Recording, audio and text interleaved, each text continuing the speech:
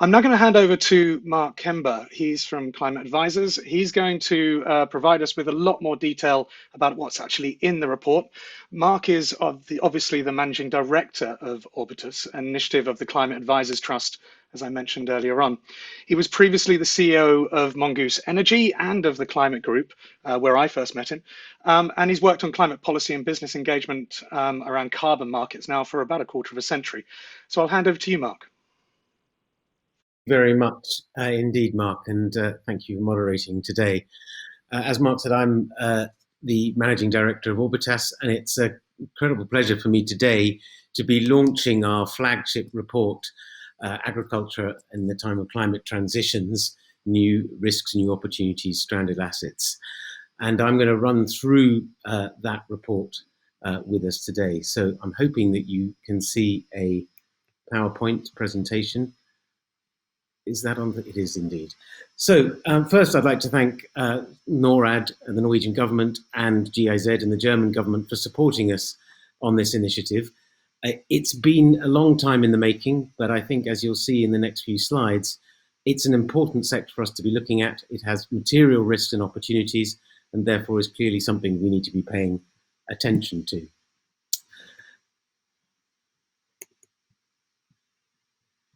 Can I have the next slide, please? So why should we focus on transition risks in tropical agriculture? Well, as we know, tropical agriculture, or agriculture, land use and forestry is responsible for nearly a quarter of the world's greenhouse gas emissions. And 10% of that total greenhouse gas emissions comes from tropical agriculture and commodity production. So it's a big part of the problem and therefore has to be a big part of the solution. Tropical deforestation accounts for deforestation accounts for loss of forests equal to an area roughly the size of Portugal every year. But it's also an economically very important sector. It is 10% of Indonesia's total exports come from palm oil. Agricultural trade globally is about $1.8 trillion. And over 500 million smallholder farmers are dependent on agriculture and agricultural trade for their livelihoods. So it's a big part of the problem, big part of the economy, and therefore a big part of the solution. And as we know, just looking at the case of the 68% target the UK government has announced, but nationally determined contributions that other countries have been announcing throughout the course of this year and will continue to next year, if we're going to get anywhere near a net zero carbon economy, then all sectors will be impacted. There will be transformations everywhere, and agriculture, and tropical agriculture in particular, are no different. Next slide, please.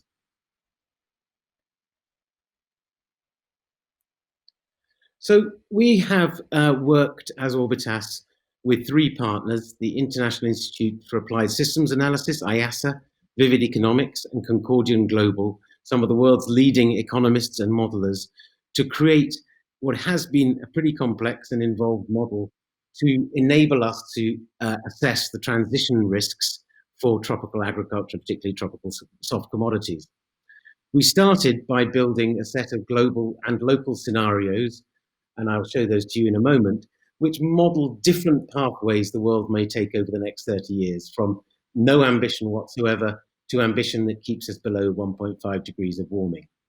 We then use those scenarios to model what happens to commodity production, forest cover, reforestation, land prices, input and output prices, and then downscale those to three particular case studies: palm oil in Indonesia, palm oil in Peru, and cattle ranching in Colombia. We chose those because they are all commodities that are important drivers of deforestation in the respective countries, but also looking at a mature palm oil company in Indonesia versus one that is new to the game, relatively speaking, in Peru.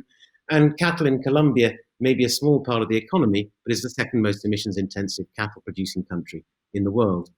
So in those case studies, we've looked at what the scenarios mean for each of those sectors in each of those countries, what it means in terms of land use, forest cover under different scenarios, what it means for input and output prices, and production for each of those countries.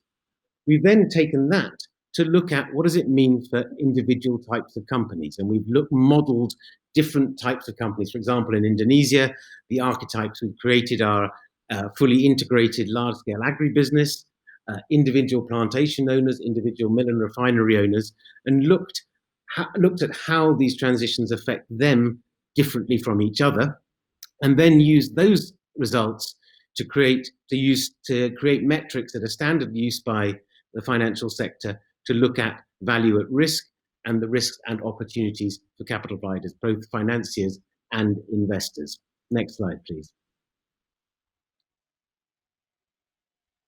So on this next slide, you should be able to see the scenarios that are created.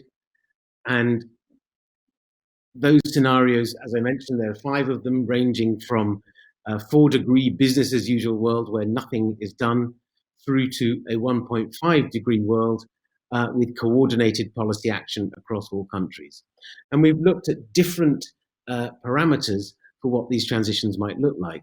There's climate policy, which includes carbon pricing and direct restrictions on land use. There is consumer preferences, modeled as a change in people's diets, i.e. a shift away from ruminant meat. We've looked at changing demand for bioenergy and technological progress in the agro-industrial sector. So each of those as proxies or direct measures of what global policy or climate responses will look like between 2020 and 2050. If we go to the next slide, please. So under all scenarios, regardless of the action that we take to address climate change, demand for tropical soft commodities, palm oil, soy, beef, sugar, cocoa, coffee, and others will grow over the next 30 years. You see here on the slide data from the OECD and the Food and Agriculture Organization showing that every single one of those commodities has shown sparkling growth over the last decade and is set to continue over the next decade. And that will continue from 2030 to 2050 as well. And that's because the population will continue growing and people will get richer. And so all these commodities, such as palm oil, which I think is a kind of well-known figure, appears in 50% of all supermarket products in the UK, demand for those and therefore production will continue to grow. Next slide, please. However, at the same time, even a weak carbon price, and we're talking $5 to $7 per ton here, halts deforestation by 2050, and that's even in a 3-degree scenario. But if we get to a 1.5-degree scenario and look at the yellow bar at the top of the chart now, you'll see that deforestation comes to an end by 2030. And at the same time, that carbon price, in the same way that it incentivizes people to conserve existing forests, it also drives increased afforestation and reforestation activity. So we can look at the green bars show the total cumulative afforestation between now and 2050. We'll see significant growth in afforestation. And the light blue line at the top shows the increase in forested land under an ambitious climate change scenario or climate response scenario between now and 2050. So we see, on the one hand, growth in demand and output for soft commodities, but on the other hand, also, because of a carbon price, growth in afforested land and more and reduced deforestation. Next slide, please. Not surprisingly, this means that there is increased competition for agricultural land. There is only a fixed amount of land, obviously, on the planet, and there's competition between production for food, increasing potential demand for bioenergy, and of course, this increased forest cover that I mentioned earlier. And one very important effect of that is an increase in the costs of cropland, and in some cases, more than $1,000 or even up to $1,200 a hectare. So that's a between 30 and 50% increase on the average cropland prices at the moment. Next slide, please. So that combination of more forests, reduced agricultural land, but more demand means that for those companies, and therefore their investors and financiers, that do not respond to these changing conditions, there are significant climate transition risks. And we've classified these in 3 groups. The first of these is stranded assets. That's to say, assets that are on companies' books that, as a result of these climate transitions, are overvalued and therefore would need to be written down, or in some cases, written off altogether. And from our analysis, from a combination of economic stranding and legal stranding, economic through carbon price and other economic instruments to address climate change, and legal through direct restrictions on forest access, up to 76%, that's nearly over three quarters of Indonesia's unplanted concessions, that's concessions and land banks that companies have on their books, are at the risk of becoming stranded assets. Those are as yet undeveloped potential plantations.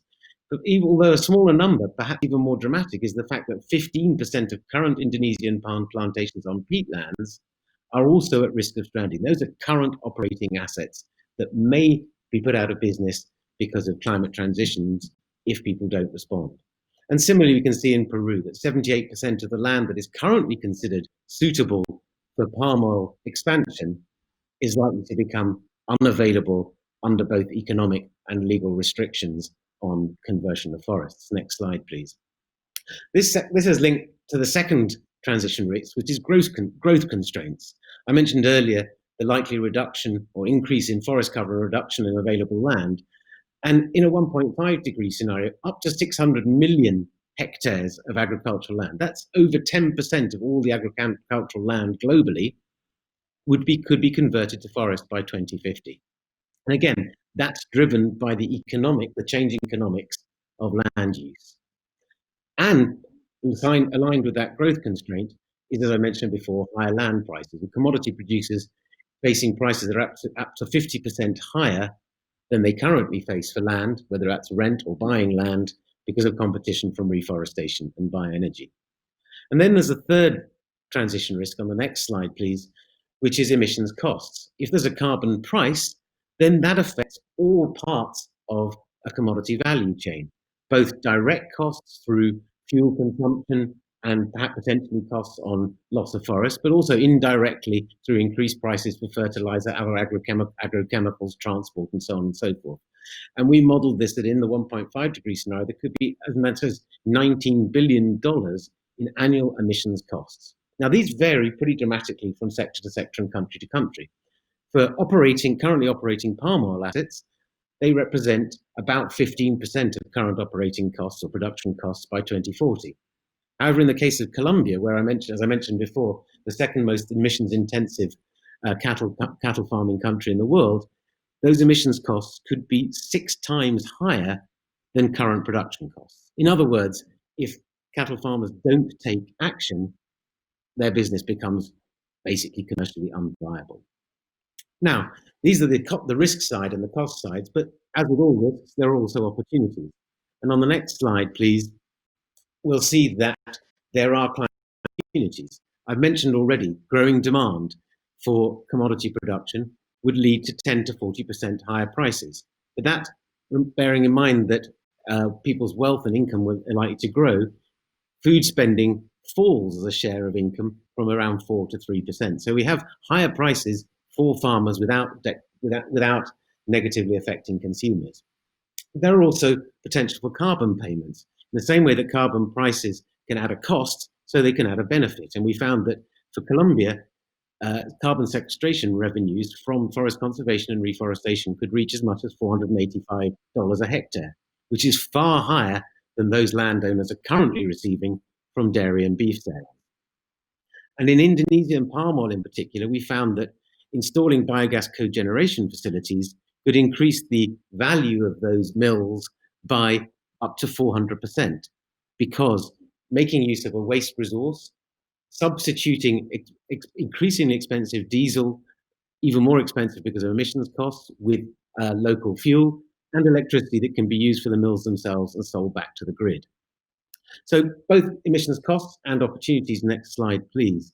And those opportunities just across in Indonesia could add an extra 9 billion in additional value to the companies operating in that sector. But, and there's always a but, that requires an investment. And this investment would need to increase agricultural investment generally by about 30% above current levels to turn those climate risks into climate opportunities. Next slide, please. So I think we've seen And although this is a bit of a race through our results, seen that there are both material climate transition risks and material climate transition opportunities. And this should be of interest to the financial sector. We've seen that in the literature, 44 financial institutions have over $300 million each in exposure to palm oil alone. And yet, despite the materiality of these risks and this exposure, capital providers don't yet seem to be paying sufficient attention to this issue. We recently carried out a survey of 25 financial institutions with significant exposure to the tropical soft commodity sector in partnership with PwC. And while all financial institutions were aware that tropical soft commodities carry climate risks, in particular physical climate risks, not a single one of them was currently using scenario analysis, despite the recommendations of the TCFD, to quantify them. 1/3 of them didn't assess climate transition's risks at all, and that's across any sectors, let alone the tropical soft commodity sector. And none interviewed considered climate risks specific to tropical soft commodities. Again, despite this being a 1.8 trillion global market. And financial institutions said they didn't do so, partly because they lacked data and tools to monitor risks effectively, partly because the sector seemed complex. Some of the risks seem indirect up and down the value chains, unlike, for example, in the energy sector, where the transition risks may appear clearer.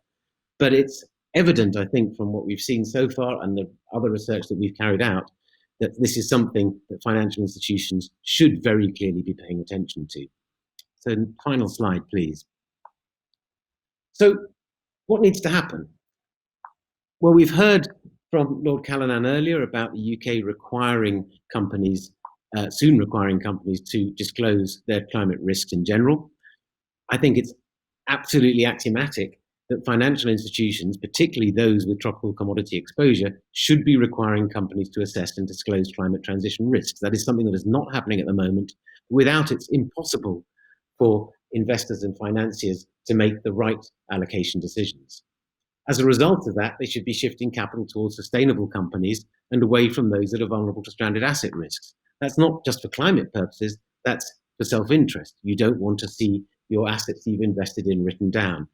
Engaging with companies and pushing them down a more sustainable path is obviously not only good for the climate, but also good for returns. There needs to be broad investment in sustainable yield improvements. That's going to be both by the public and the private sector.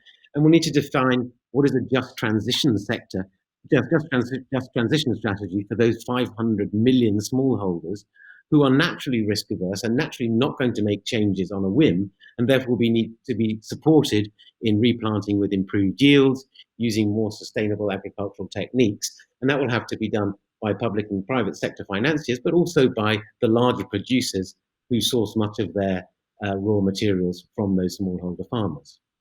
It's important that producers supported by capital providers identify the new revenue streams. I've already mentioned biogas cogeneration, carbon sequestration revenues, but also agricultural techniques.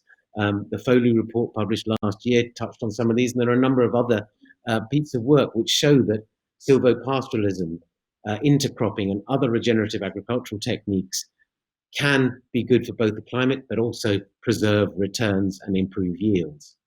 We need to have more results-based financing that incentivizes investment in emissions-reducing growth strategies, including forest conservation and reforestation.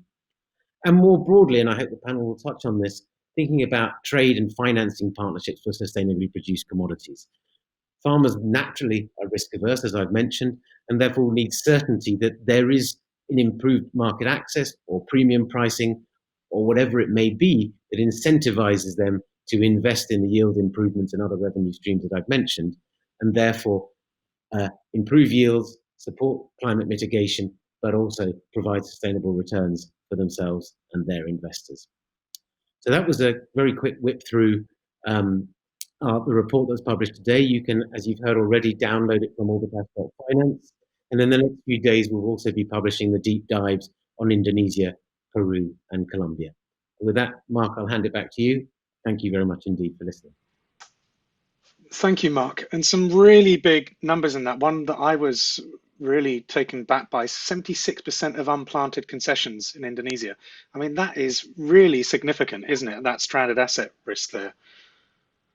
Yeah, and there's a good reason for that. Those forest concessions are high carbon forests, and that's only taking into account the carbon value. If you took into account biodiversity and ecosystem services value, they would be even more valuable. So that's a combination of the high value you get from preserving them from carbon pricing and carbon markets, but also likely legal restrictions. And we already know that Indonesia has had until recently a moratorium on deforestation on its books. And if it implements those with the necessary support in the future, then those concessions will be unconvertible.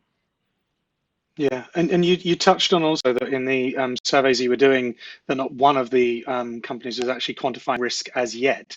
Are you hopeful that, I mean, there's some really solid data here. Are you hopeful that's changing? I mean, how hopeful are you in the scale of things? I think it'll take time. I think there is some experience already. We've seen the work that Carbon Tracker have been doing since it was about 2013, looking at transition risks in the oil and gas and coal sector. And we've seen that perhaps maybe there was a bit of skepticism to start with, but now a lot of divestment from coal businesses for sure, a lot of pressure on oil and gas companies to have more sustainable approaches. And given the size of the tropical agricultural economy and its value, I would be very surprised if investors and financiers looking at this work, but also replicating it and doing themselves, didn't realize that they're missing a trick if they don't take this into account. Yeah, and we have already started to see some finance going to places where some of the bigger companies have been able to identify those risks. DBS Bank, BNP Paribas, particularly have been playing roles within that, with Olam and various other companies out in Indonesia, giving preferential finance. We are seeing a start of a trend there, hopefully. Let's see. We're now going to have a formal response to this. Unfortunately, we haven't got someone in studio here with us, but we've got a video message here from Dato Abdul Rahman Aman, who's the Group CEO of CIMB Malaysia, also a chartered accountant, showing how important accountancy is going to be in this transition that we're seeing here as well. CIMB, 40,000 employees, one of the largest banks operating in Southeast Asia.